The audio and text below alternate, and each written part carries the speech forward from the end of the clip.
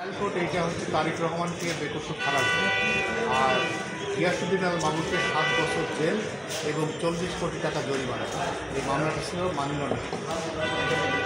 পরবর্তীতে এটা আপিল হয়। আপিল হওয়ার পরে হাইকোর্ট ডিভিশন 2 আসামিকেই জেল দেয়। তারিক রহমানের খালাসের আদেশ বাতিল করে 7 বছর জেল দেয় এবং 20 কোটি টাকা ফাইন। আর গিয়াসুদ্দিন আল মামুনের 7 বছর জেল বহাল রেখে 40 কোটিটা 20 কোটি টাকা করে এটা অর্থাৎ 40 কোটি টাকা দুই ভাগ হয়ে যায়।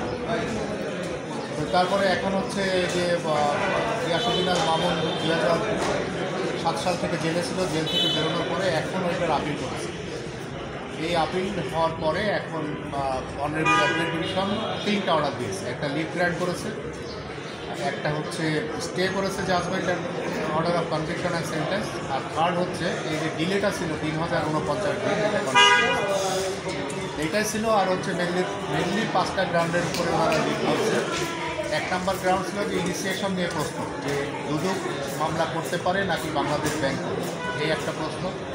সেকেন্ড হচ্ছে একই টাকা নিয়ে আরেকটা মানি লন্ডারিং মামলা ছিল এবং একটা সম্পদ বিবরণী দাখিলের মামলা ছিল। সেই 2টা মামলায় যে ডবল জিও পার্টির মধ্যে আসছে কিনা এই প্রশ্নে অনারেবল অ্যাপিলেট ডিভিশন আজকে লিভ গ্র্যান্ট করে। এই যে আমরা দেখছি যে অনেক মামলা এরকম খালাস হচ্ছে, তো এগুলো কি ওই সময় দুদক কি ইন্টেনশনালি বা রাজনৈতিক কোনো মোটিভ দিয়ে কি করেছিল মনে হয়? না, দুদকটার কাজ করছে, কাজ করেছে আমি তখনও বলেছে, এখনও বলছে। এখন বড় একটা সমস্যা হচ্ছে কমিশন না থাকাতে একটা সমস্যা, নতুন মামলা করতে হবে।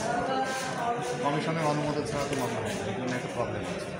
ভাই, তখন বিচারপতি মোতাহার হোসেন যখন তারেক রহমানকে খালাস দিয়েছিলেন, দুদকের পক্ষ থেকে বলা হয়েছিল যে রায়ের আগে যে তিনি অবসরে চলে যাচ্ছেন ওটা অঙ্কের ঘুষ গ্রহণ করেছেন, তার বিরুদ্ধে অভিযোগের এইটা দুদক বলেছিল কিনা আমি বলতে পারবো। সেই সময় আলোচনা এসেছিল এবং অনুসন্ধানও শুরু